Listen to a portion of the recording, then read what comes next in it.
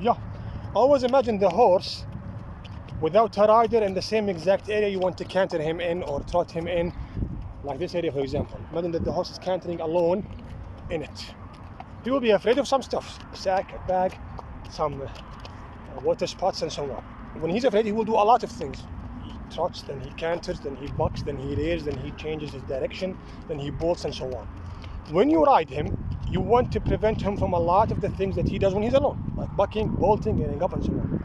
Bad riders who ride in a wrong way of riding will not be able to do that, so the horse will stick to what he's doing and you will not be able to control him, and he will do it while trying to get rid of you because he feels that you're just extra weight on his back and you're hanging on the bit using strength, so he wants to get rid of you. He will react in a wrong way. Good ways of riding will control him with limits, but still the horse will do the things he does when he's alone. He will change his direction if he's afraid. He will move slower or faster if he's afraid, and there is nothing you can do about it other than just trying to balance it. In the correct way of riding, or the best way of riding in my opinion, this way of riding, disagreement, as I said before, leads to stopping or leads to slowing down. So I'm cantering and he wants to bolt forward. He will not be successful because of my correct hand reaction, so he will end up slowing down. If he insists, he will stop. If he insists, he will move back. I'm cantering and he's afraid of something in the right side or the left side and tries to change his direction suddenly and move faster and buck.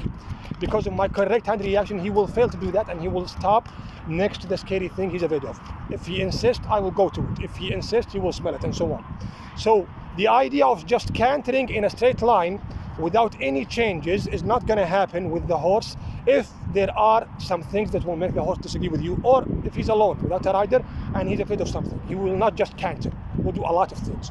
The horse just cantering in the way you want him, in a classy way without changing the speed or the direction, is in some areas when the horse is completely, let's say, used to the surrounding area around him. In an arena that he knows, everything around him is something well known to him, so he will not be afraid or he will not disagree and so on, so he just canters. He doesn't move faster or slower, just doesn't change his direction, especially cold blood horses or warm blood horses. But with an Arabian horse, hot blood, it's not going to happen. Especially when it's a new area, he will do a lot of things other than just cantering. This is his nature.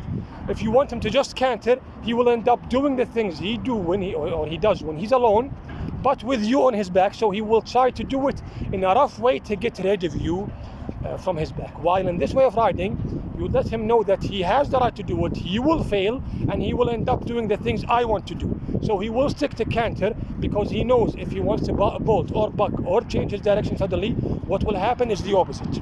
You try to buck or bolt or change your direction, disagreement led to stopping and moving back.